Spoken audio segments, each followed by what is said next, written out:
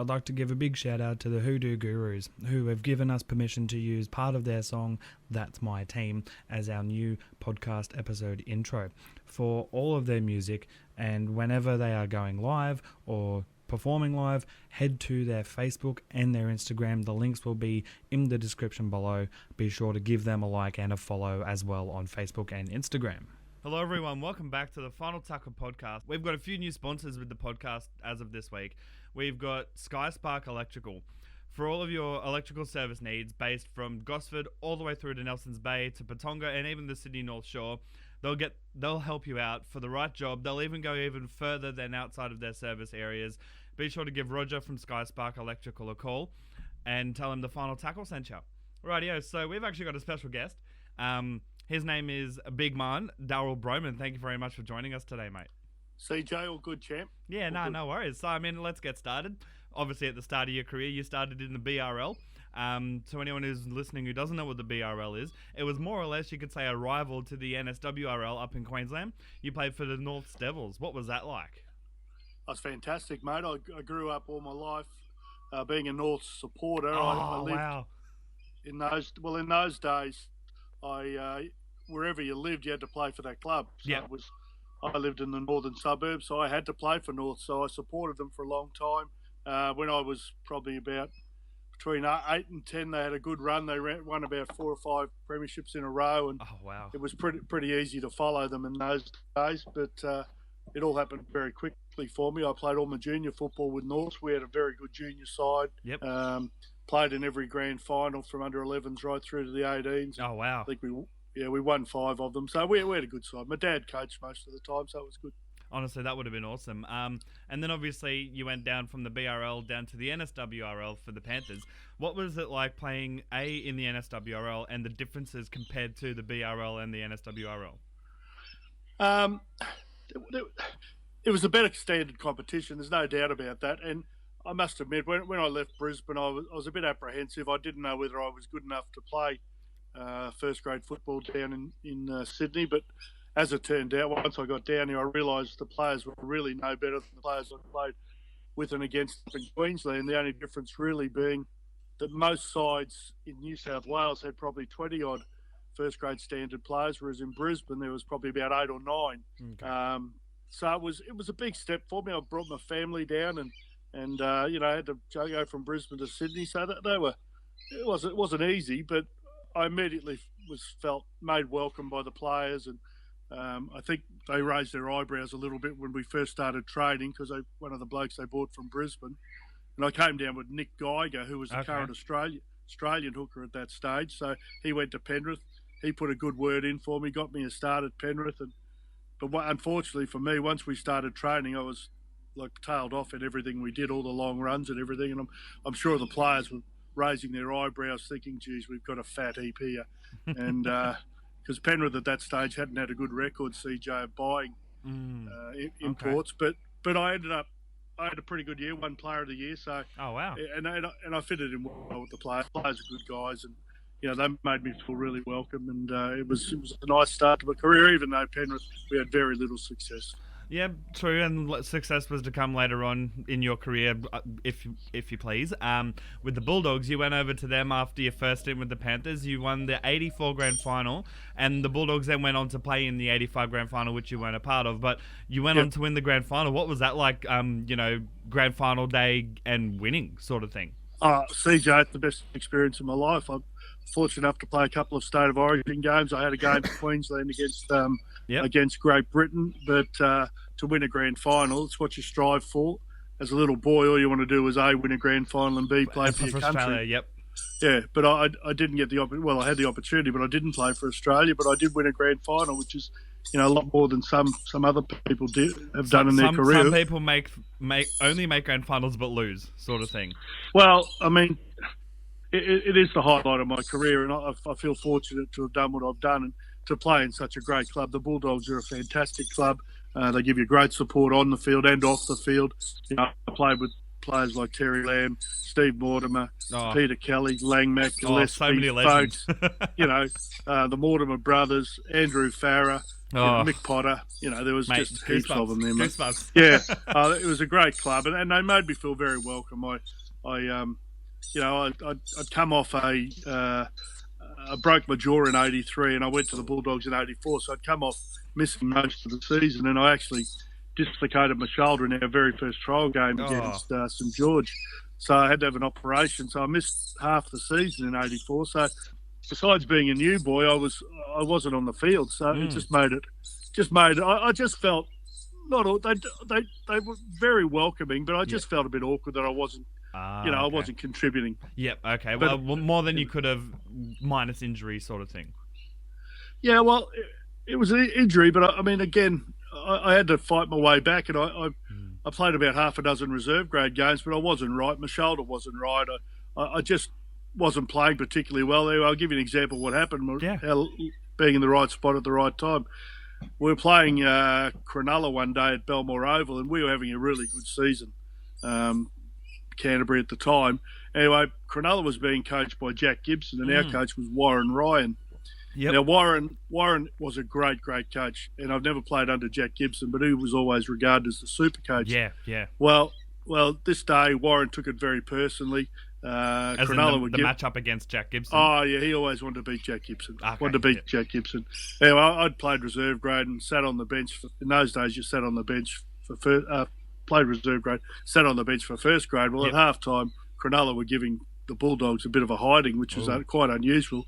And Warren, he had the shit, so he said, well, he took 4 blokes off and put 4 on at half time, and I just happened to be one of them. Yep. Anyway, as luck would have it, we played better second half. We still lost. Yeah, but still played much better. Played okay, and come Tuesday night, the 4 of us retained our spot in the first grade side. And the 4 that got sent off didn't.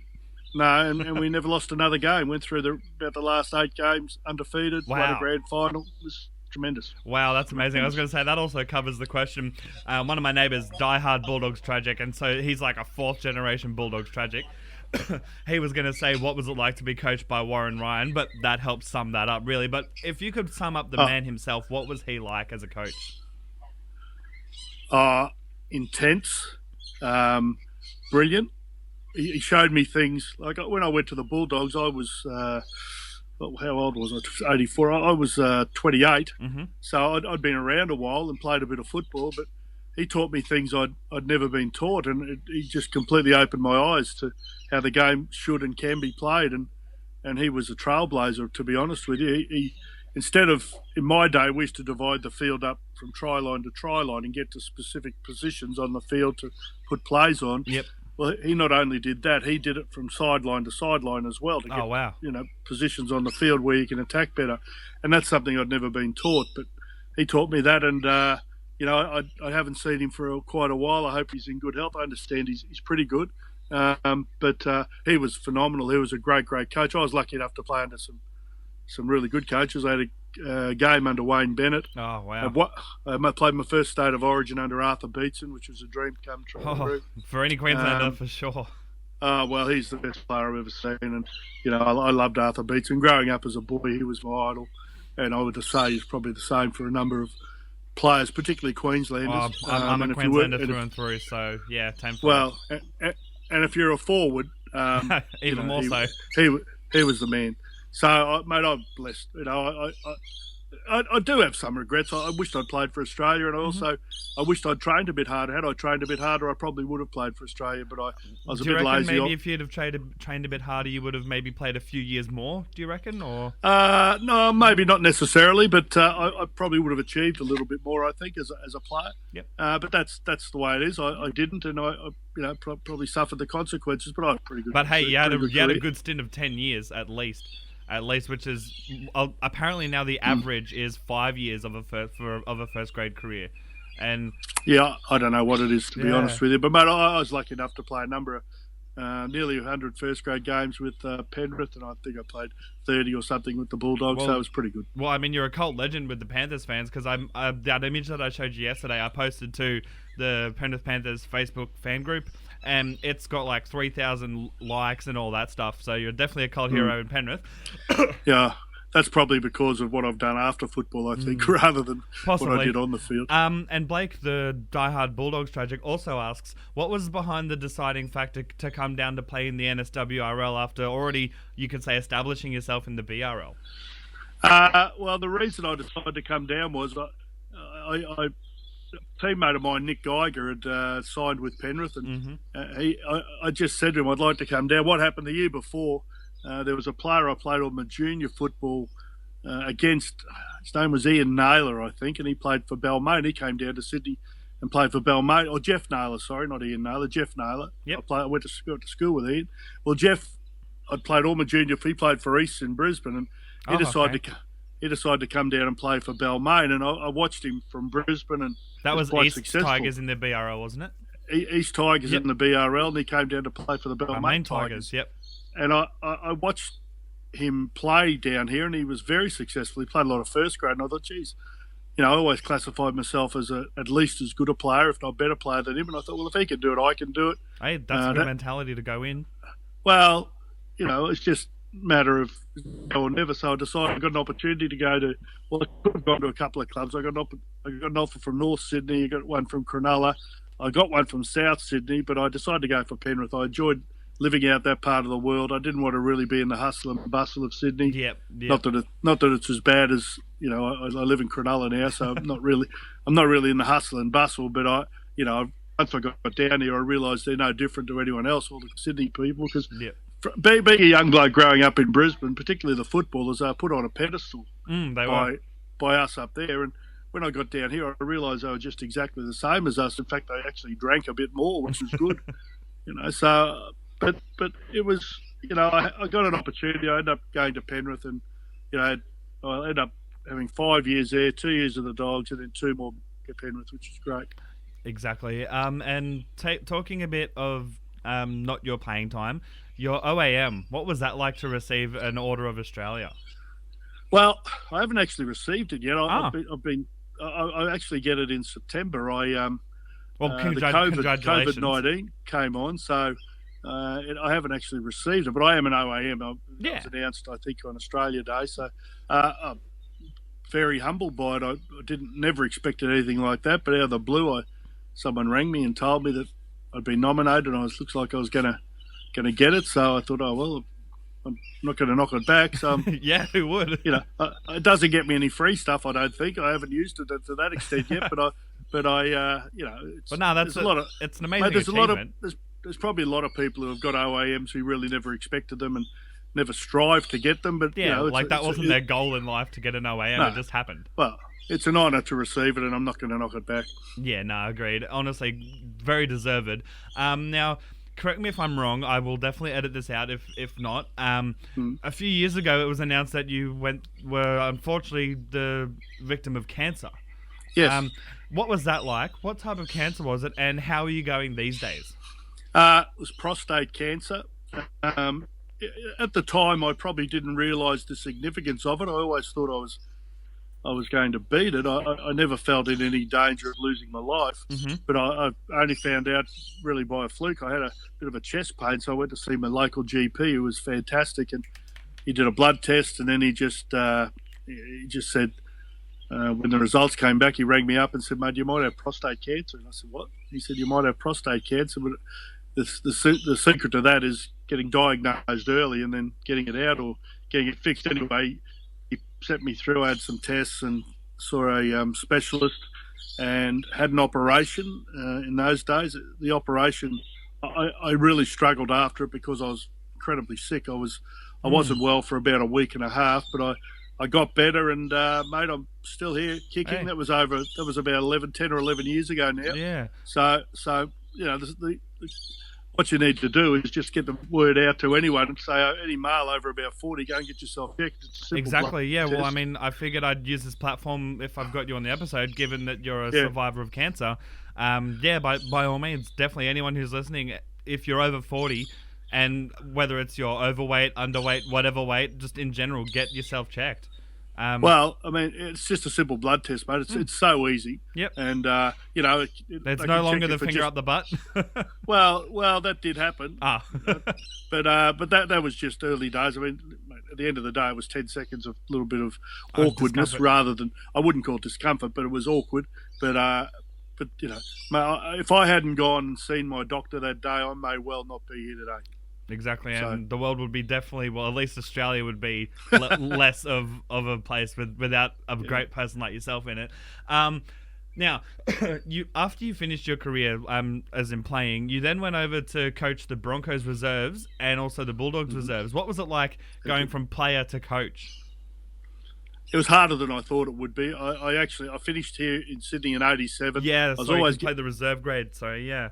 Yeah, we won a reserve grade grand final under Graham Murray, the great man who's unfortunately he's passed away 7 years ago, a couple of days ago, which is terrible. He was a fantastic coach. Anyway, I played my last game. I knew it was going to be my last season. I'd had enough, and I was going home to Queensland. And out of the blue, I got a call from Wayne Bennett, who was they were just putting the Broncos together. 88 was the first year the Broncos came into the competition. Yep.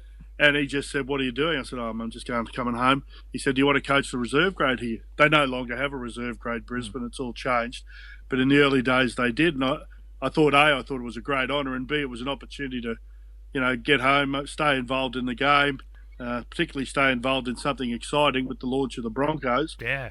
And because they had Wally Lewis playing for them, Alan Langer, Gene Miles, Colin Scott, everyone. John Dowling. They had a mini Queensland side, so it was exciting. Yep. It was exciting times, and they started particularly well. The Broncos in first grade. Well, going up against Manly, that were the first game in particular. Manly were the reigning premiers, and Broncos smashed them. But unfortunately, my reserve grade side didn't do quite as well. We finished about 12th, I think. But I realised maybe I wasn't cut out for coaching. I probably mixed with the boys a little bit more than I would have.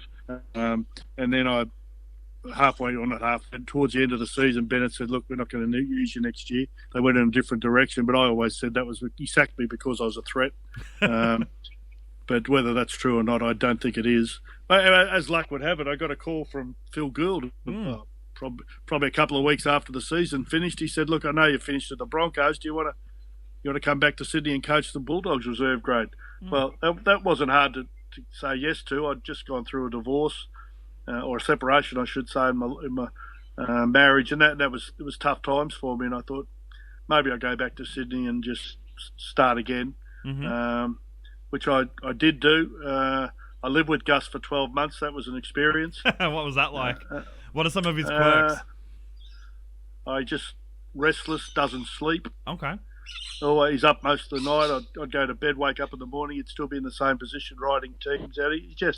He's intense, but he's got a heart of gold. He looked after me big time. I was struggling financially, and he helped me a lot in those days. So I'm indebted to him in many ways. He actually pushed my name forward also for a TV role. So he's helped me immensely along the way, Gus. So I am appreciative of him, and he lives in the same sort of district as I do. He lives in the Shire, so I've been over a couple of times to his place for a few drinky poos. Yep.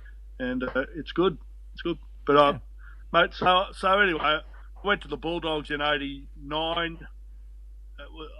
I then realised I can't coach, so we ended up going with Gus to Cronulla, to Penrith after that. Believe it or not, we had a year with the Broncos 88 reserve grade coach, 89 Canterbury reserve grade coach, 1990, and I think 1990 I went up to Penrith with Gus. Was just an assistant, didn't do much, made coffees, ate donuts. That was about it. Yep.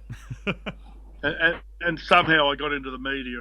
I finished in '91. I thought, oh well, that's it. And ended up getting a call from a bloke by the name of Brian Sanders, and he was going to call the Penrith games locally for 2KA. It was in those days. Yep.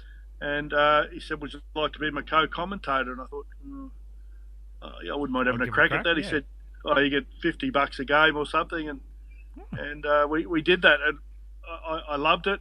I felt comfortable doing it, and I've sort of more or less been doing it ever since.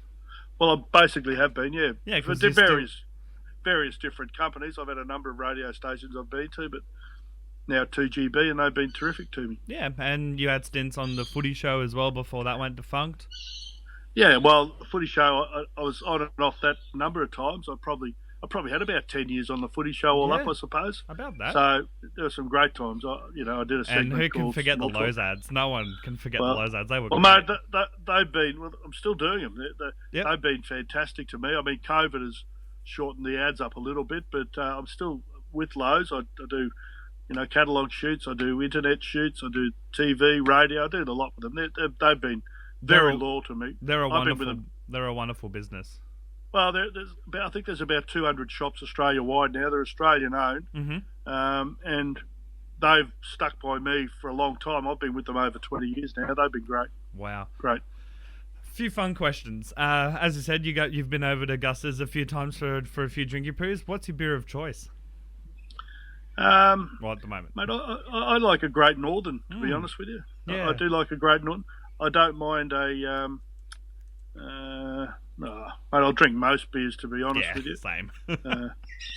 Corona, I never used to like a Corona, but I know it's probably politically incorrect to like Corona during the virus. But Fuck it. Yeah, I've warmed to the Corona a little bit. I quite like it with a bit of lime in it. So, yeah, mate, Great Northern or a Corona, mate, I'll drink most things, mainly. Yeah. Other than that, but those are the ones that you'll go to the pub and you'll order that on tap, sort of thing. Yeah, absolutely. Yeah, nice. How do you like your steak cooked? Probably medium. Yep. I'm a very good chef. I've got my own barbecue cookbook. Are you aware of that? Oh, no way. Yeah, Big Marns BBQ CookBook. It's magnificent, mate. Well, I will find the links for people to buy that online, and I'll drop it in the comments section. It's probably a bit cheaper now than when it first came out, but mate, it's a fantastic book. It covers everything. It's very, very, very good. Dude, I'll definitely get onto that because I love me a good barbecue cooking. Well, mate, BBQ CookBook, Big Marns BBQ CookBook. Get into you. Oh, everyone! Honestly, anyone who's heard that, you heard it here. Get into that if you like barbecuing. If you could have a superpower, what would it be and why? I don't really know. I don't give that a great deal of thought, but probably to be invisible. Yeah. And then I could just hang around and listen to what people say about me. Yeah. See if they bag me behind my back, which obviously happens everywhere. But, mate, other than that, yeah, I'll probably be invisible. That'd be fun. No, that's fair. That's fair. And I've got two more questions for you. Yeah. So the first one is, which team, when you were playing, was the toughest to go up against for you personally, like as in mentally and physically? I hated playing Souths. Okay. That was hard work. I used to play at Redfern, and it was always difficult there. Mate, every side was tough. I mean, anyone who plays first grade's tough. You know, it's not a game where if you're not tough, you just won't make it. Sure. But South Sydney were hard. They had, Craig Coleman at halfback. He never shut up. He'd just give you a gobful. Even though he was half my size, he'd just give it to me all the time, and then he'd get his mates on board, and they'd try and bash me and the rest of the players, and then you had to walk off the field, and the fans would just give it to you. They were just as tough and as raucous, and they used to be really hard work, the South Sydney fans, and I don't think anything's changed. But mate, but all sides were tough. I found Newtown quite hard to play against. Okay. At Henson Park, because the dressing rooms were diabolical there. I think you had to go upstairs to have a shower, and it was hard work. The rooms were really small. It was as if it was rigged for Newtown Jets. Well, probably. I don't know what their dressing shed was like, but ours was diabolical. And but probably hasn't changed. That was back in the early '80s. 79 I started in Sydney, and then through the '80s. But Newtown were always tough. Tommy Radonica, they always had tough forwards there as well. So yeah, it was always tough. Well, West's another one at Lidcombe Oval. They were hard work as well. Honestly, yeah. Dallas Donnelly and them. Alan Fowler. No, that was the '90s, I think. But yeah, so he's probably after me. We got two more questions. Sorry, I forgot about one other one. Roger from SkyeSpark. He's a diehard Panthers tragic. He asks, if you had the opportunity to meet the teenage you, what would be 3 things you would say to help navigate him through the world? It's always pretty level-headed. What, navigate through the world or through the football world? It says the world, so let's go through the football world. Okay, football world. 1, train harder and be as fit as you possibly could. 2, make sure you listen. Listen to people who know stuff. Don't listen to idiots. Which, I must admit I didn't really do that anyway, but I listen. And 3, probably eat a little bit better than what I did and still don't do very well. Eat healthier. That's fair. And honestly, that was kind of the last question I was going to give anyway. I was going to ask, do you have any advice for any kids that want to come to the game? But I guess that more or less helps. Well, that would help. I mean, but also, align yourself with good people. Don't hang around with dickheads. And you know what? I think most people generally know the right from wrong. So do the right thing. Don't do the wrong things, and you'll grow up and lead a reasonably happy life, I would think, if you hang around with the right people. So, as I said, just if you see someone who you just think's doing the wrong thing, stay clear. Or either pull them aside and tell them they're doing something wrong, or stay clear. You can do that. Up to you. I mean, some people don't want to do that. I mean, some will go and pull them aside and say, mate, hey, pull your head in. But others will just say, no, leave me out. Yeah. It's hard. Some people don't want to do it, so that's would be my advice. Yeah, no, that's fair. I guess that about wraps it up. I'm just trying to think if there's anything else. What else? Word vomit. And what are you doing currently during this COVID crisis? And then we'll wrap. Well, like most people, I've got two daughters at home. My wife's at home, so they're all work. Well, the two girls are working from home. My wife actually works at Canterbury League. So, but I'm not doing much myself. I've got the footy on Friday nights, Saturday and Sunday. So once a week, I'm complete opposite to most people. I don't do much during the week, and then when the weekend comes, I'm busy enough. That's your work for the weekend. Yeah, well, it is. But I've been blessed to have, had a decent career at 2GB, getting pretty well paid. So I can't complain. Yeah, no, that's fair. Well, again, thank you very much for joining me, and I'll get this episode probably up in what's today? What is today? It's Wednesday, isn't it? Today's Thursday. Oh, it's Thursday. So I'll probably have it up by tomorrow afternoon. I'll send you the links when it's all up so you can give it a listen. Good on you, CJ. Pleasure to chat to you, bud. Thank you very much. And where are you based, mate? I'm on the Central Coast, mate. Okay, I thought so. You mentioned it before. I thought there was... Did I? Yeah. You said something about up there. I can't remember. Oh, I mean, I think your sponsor might be from the Central Coast. Yes, yeah.